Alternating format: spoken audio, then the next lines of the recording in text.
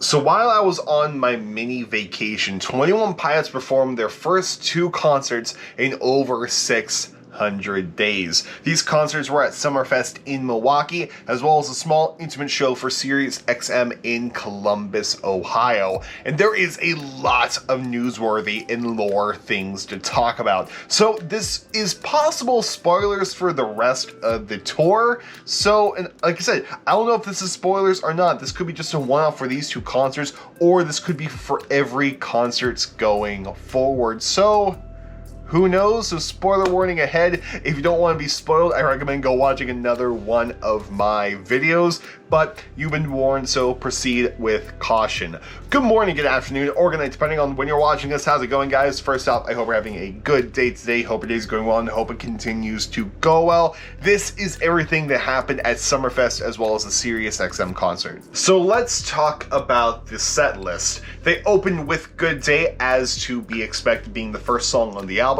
Then they performed No Chances. Then they performed Stressed Out. Then morph into Holding On To You. Then they performed Heathens. They performed The Outside. They performed Message Man, which will make a lot of people happy, and they teased it by playing on their Spotify accounts. Then they did the Lane Boy Redecorate from the live stream experience. Then they went into Chlorine. Then they did Mulberry Street, and then they got a super intimate and acoustic. They did Formidable, Doubt, and Tear in My Heart. Then they performed a little bit of a cover medley sort of thing. They did I Can See Clearly Now, and then My Girl, as well as Home.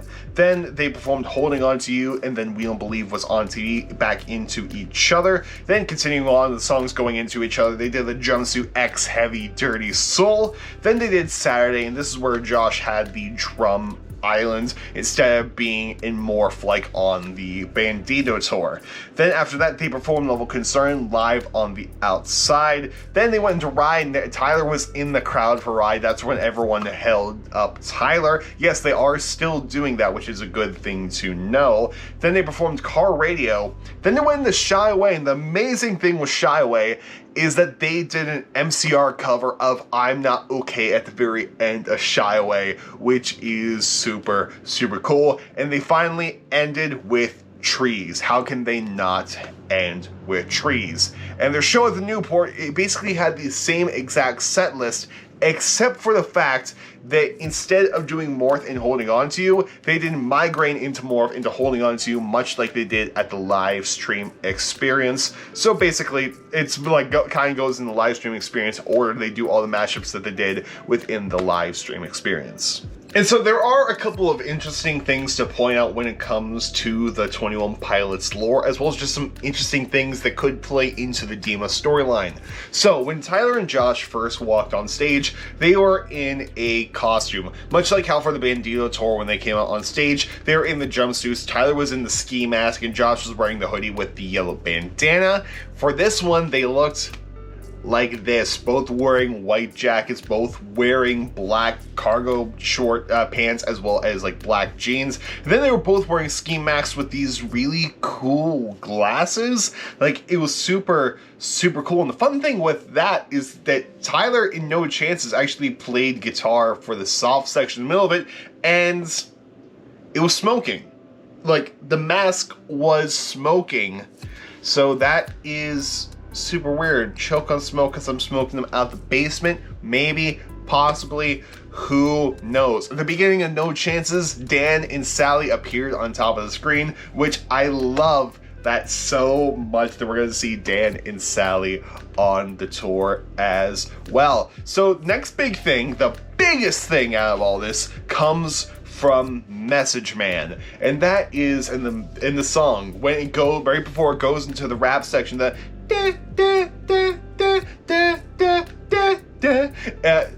so like this font comes on stage. Basically, if you don't know what a font is in the sense of like a religious service, it is basically this thing, and like typically holy water gets put in there, and one got put on stage, and inside of this was this black viscous fluid.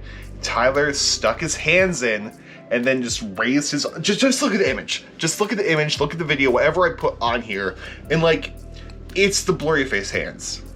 it's the hands of Blurryface, because like this is everything from the Blurryface era, and it is super interesting. So this could be Tyler returning back to Blurryface. Like, Tyler needs to revert back to that darker self. He needs to revert back to his dark, like, thoughts. He needs to shake hands with his dark thoughts to beat Dima at their own game, which is super interesting. This is something we're going to be speculating for quite some time until the next album comes out, because it's just super interesting. Like, is Blurryface the message man?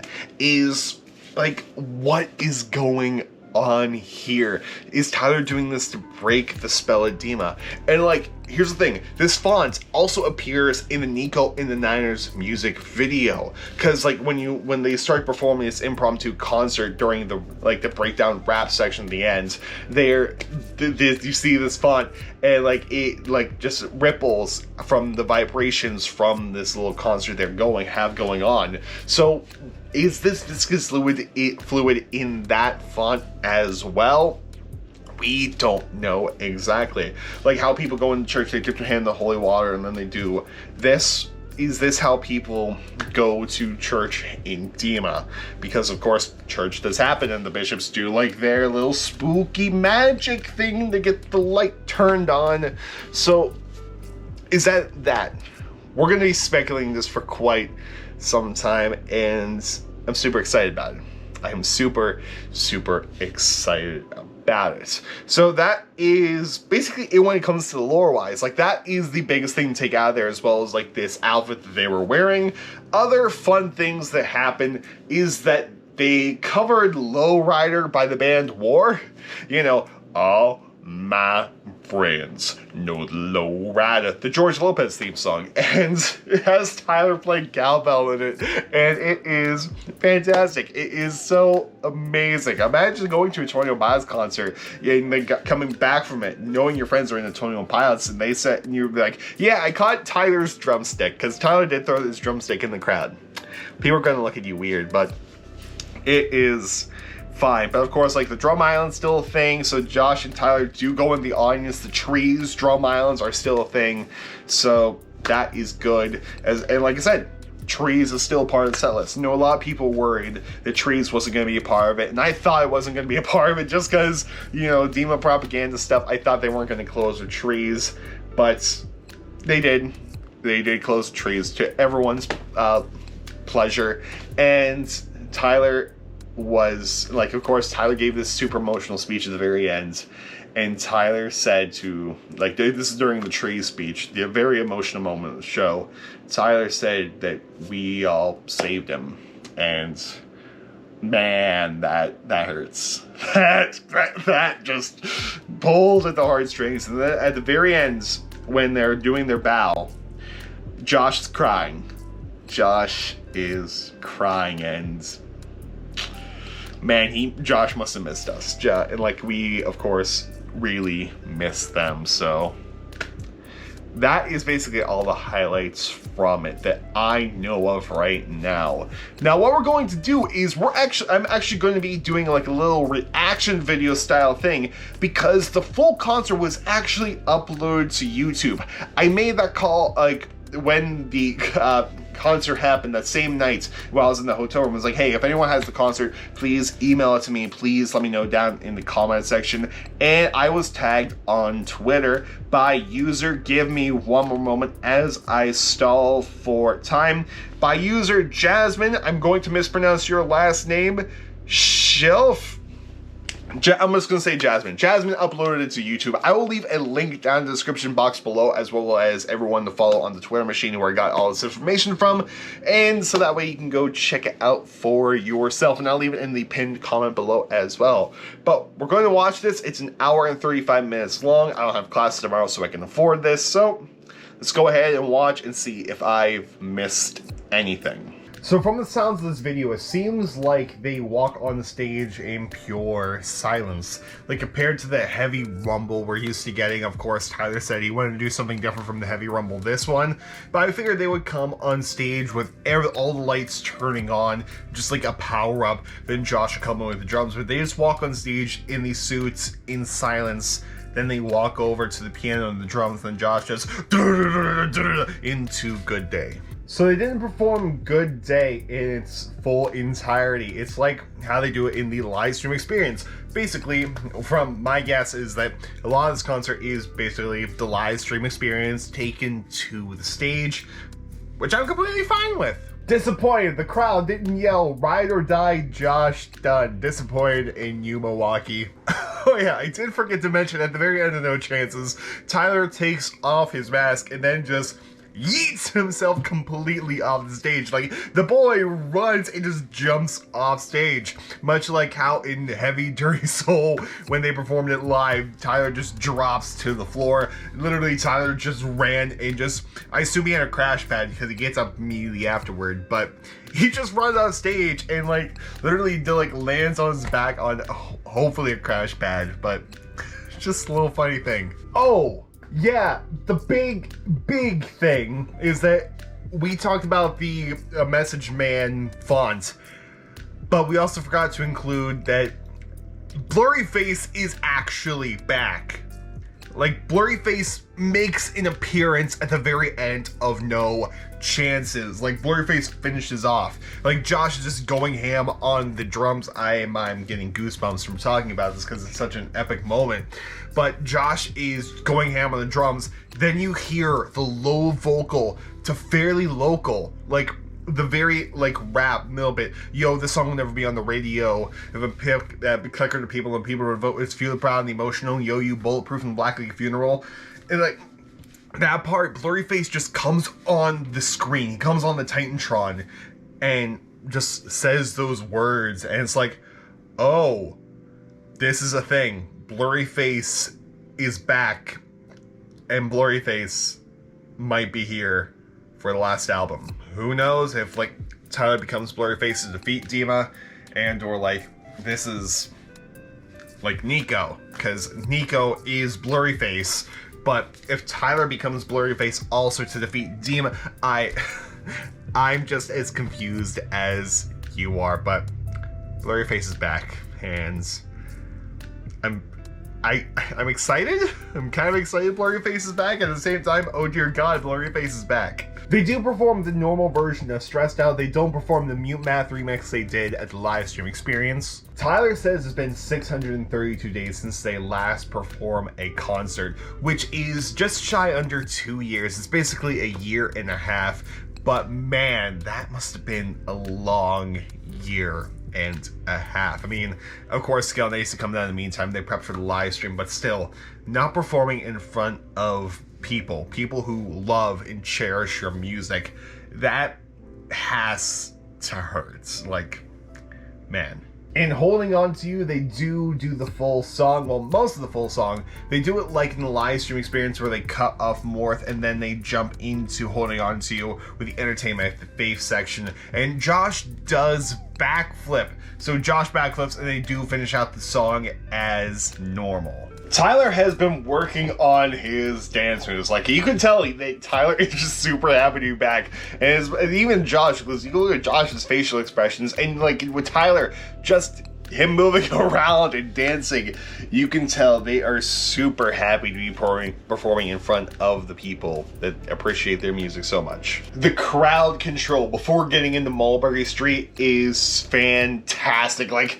Just is so good to hear people singing along with Tyler, and Tyler just having such a presence and controlling the crowd so well. And getting into Mulberry Street is fantastic. All the songs sound super great so far, and it is also really, really exciting to see the side bands up there with them. I know, as of right now, in the performance in Mulberry Street, everyone is currently behind Tyler and Josh. No later this comes up because everyone who has a stringed instrument, so guitar and a bass, they do eventually come forward, but as of right now, they're all just currently in the background, but still, it is super cool to see everyone there. Justin for side band. Who said that? So continuing with crowd control, Tyler does something that he did during the Bandito tour, which is get the right side and left side to sing parts. So he did this with My Blood. So the right side was saying like, stay with me, My Blood, left side was saying, you don't need to run, and or they would flip back and forth. Like I said, that was a couple of years ago, so memory is hazy.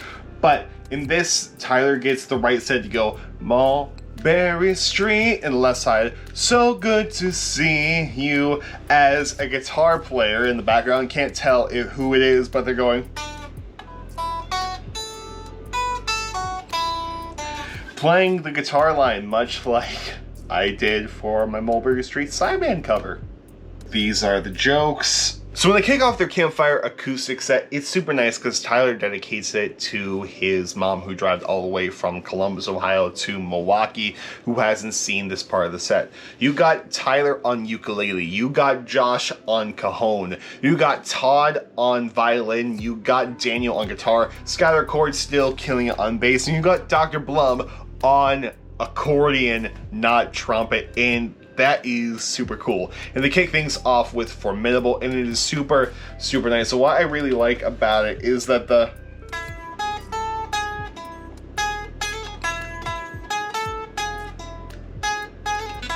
is on the violin part, and Todd kills it. Like, it sounds super cool on violin. I need a studio version of this acoustic set because so good, so good. We actually do get a Josh Dunn lyric in this concert when they cover My Girl. Instead of Tyler singing My Girl, Tyler sings Josh Dunn, which is super sweet. Tear My Heart and We Don't Believe What's on TV is also acoustic, which is super cool because all that synth stuff is on accordion and it's really cool sounding. Immediately following the acoustic set, they play the Halo theme. The sideband plays the Halo theme.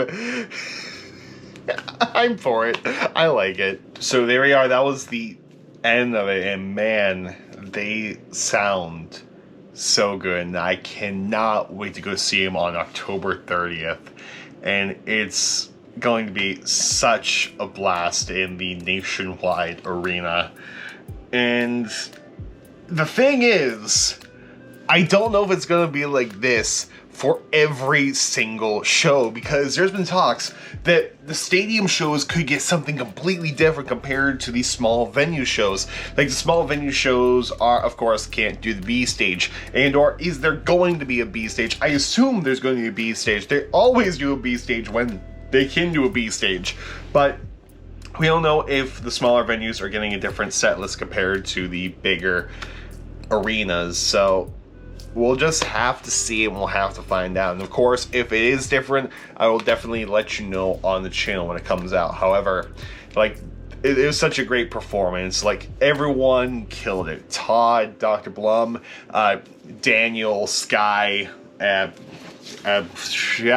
Josh and Tyler, of course. I was trying to remember if I forgot anyone of the sideband, but it was just Blum, it was just Todd, it was just Sky, it was just Daniel, and of course Josh and Tyler. Everyone killed it so much, and like I said, my excitement for this concert when I go see him is peaked, and just it's gonna be so good, and I'm super looking forward to it. But anyway, guys, I really hope you enjoyed this video. Like I said, there was a spoiler warning at the beginning of this, so if you're mad that there was spoilers, I warned you at the beginning, but I really hope you guys enjoyed. So, little housekeeping thing also, episode 0 of the Good Day TOP podcast is actually out now. So just go into Spotify, type in Clancy's Journal audiobook. There will also be a link down in the description box below with all the other links, but you can definitely go listen to that. It's just the audiobook for now, because episode 1 is going to be a deep dive into Clancy's Journals, which hopefully should be up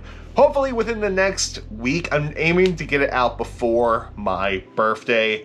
If not, it will be the day after my birthday, so the 18th after the Roblox concerts. So there is that. But anyway, guys, I really hope you enjoyed this, and I'm gonna go edit this and go to bed because it is after 1 o'clock in the morning. So I'll see you guys later. Goodbye and good night, but more importantly, have a good day, and I'll see you later.